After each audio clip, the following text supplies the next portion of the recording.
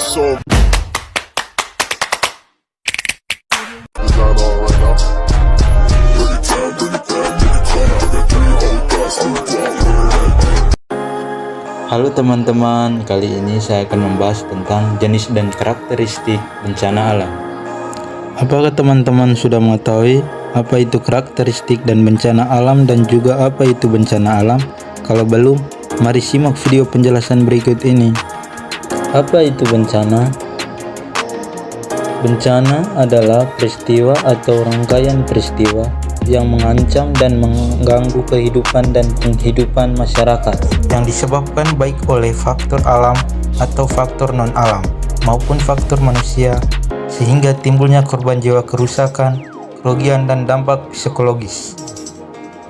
Ada 3 jenis bencana alam, yaitu bencana alam geologis, klimatologis, dan ekstraterestrial. Pada kesempatan kali ini, saya akan menjelaskan tentang bencana alam geologis. Bencana alam geologis. Bencana alam geologis adalah bencana alam yang terjadi sebagai akibat dari proses tektonik bumi yang berpotensi merusak lingkungan alam dan dapat menyebabkan kehilangan nyawa, kerusakan harta dan benda, gangguan sosial dan ekonomi. Fenomena yang termasuk bencana alam geologis yaitu gempa bumi, tanah longsor, tsunami, dan gunung meletus.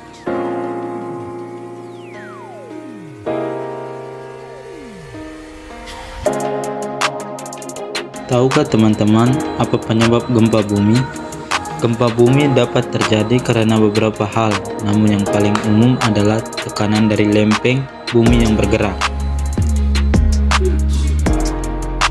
2 lempeng tektonik yang berbeda arah gerakannya akan menghasilkan tumbukan. Ini yang menimbulkan getaran gempa bumi.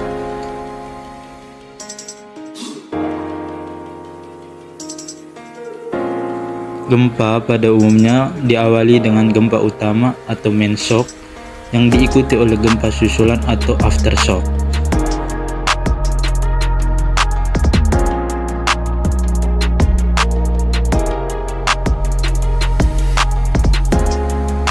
Tanah lunak akan menyebabkan gelombang gempa mengalami penguatan atau amplifikasi, sedangkan tanah yang keras akan menyebabkan pelemahan gelombang gempa atau deamplifikasi. Proses kehilangan kekuatan yang terjadi dalam tanah akibat membesarnya tekanan air pori biasanya disebut likuifaksi tanah. Tanah yang terlikuifaksi tidak dapat menahan berat apapun yang berada di atasnya, baik itu berupa lapisan batuan di atasnya ataupun bangunan, yang akhirnya mengakibatkan hilangnya daya dukung pada fondasi bangunan. Yang kedua, tanah longsor. Apa itu tanah longsor? Tanah longsor adalah runtuhannya batuan material tanah atau campuran dari keduanya menuju bagian bawah suatu lereng. Biasanya longsor ditandai dengan adanya retakan panjang di lereng dan suara bergemuk yang disusul oleh getaran. Tanah longsor disebabkan oleh berbagai hal, diantaranya karena penebangan pohon secara liar, tidak adanya penghijauan pohon berkayu, perubahan fungsi lahan, tidak diterapkannya sistem terasering, serta curah hujan yang tinggi.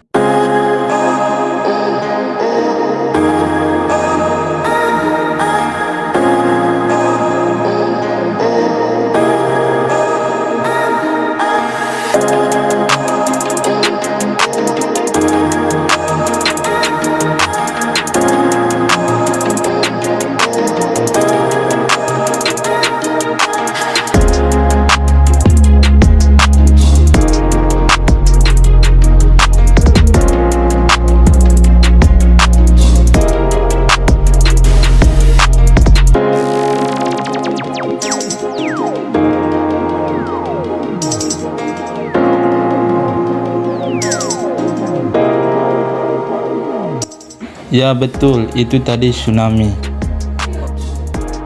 Bagaimana bisa terjadi tsunami?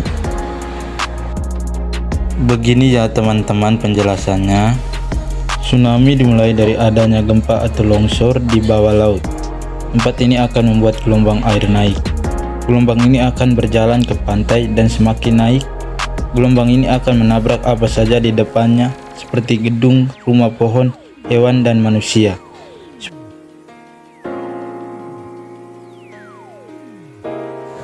Supaya lebih jelas, begini ya gambarnya teman-teman.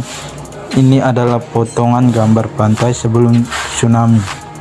Ini adalah pantai saat gempa yang membuat permukaan air menjadi naik. Permukaan air yang naik yang berjalan ke arah pantai.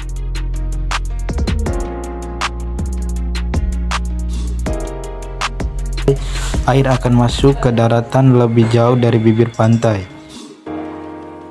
Setelah itu, air akan kembali lagi ke pantai sambil membawa benda-benda yang dilalui.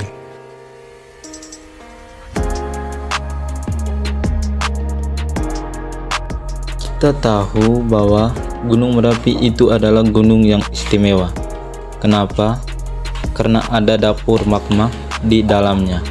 Tekanan dan suhu yang tinggi akan memelihara magma sebagai cairan yang mengandung gas. Nah, magma sendiri adalah batuan cair dalam perut bumi yang sangat panas. Temperatur suhunya mencapai 10.000 sampai 12.000 derajat Celcius. Magma itu ada dua macam ya, ada magma yang kental dan magma yang encer. Magma yang kental itu gerakannya lambat dan cepat mengeras dan akhirnya menyumbat saluran larva. Jika magma naik, gas-gas di dalamnya memisahkan diri. Gas-gas itu tidak bisa menerobos keluar sebab salurannya tersumbat. Tapi mereka berkumpul dan menimbulkan tekanan yang sangat kuat sehingga mampu menjebolkan sumbatan larva. Gunung api pun meletus. Aktivitas meletusnya gunung berapi itu adalah proses alamiah bumi untuk menjaga keseimbangan. Letusan gunung api sangat tergantung oleh keadaan magma dan besarnya tekanan dari dalam bumi. Jika magma hanya berisi sedikit gas, terjadilah letusan yang tenang. Gunung api itu hanya memuntahkan aliran larva cair tanpa disertai ledakan. Tapi, jika magma berisi banyak gas, akan mengakibatkan letusan yang sangat dahsyat. Gunung tersebut benar-benar meledak dan berantakan, melontarkan lava, debu, dan magma beku dalam jumlah yang sangat besar. Letusan lainnya adalah letusan abu panas. Langit jadi gelap karena tertutup abu vulkanik, diikuti gas yang menyebar turun sepanjang lereng gunung. Gunung berapi memang bermanfaat teman-teman. Letusannya bisa mempropagandakan keadaan di sekitarnya, tetapi ada manfaat lain dari meletusnya gunung berapi. Salah satunya gas karbon dioksida yang keluar bersamaan dengan letusan gunung berapi bermanfaat untuk membantu fotosintesis tumbuh-tumbuhan.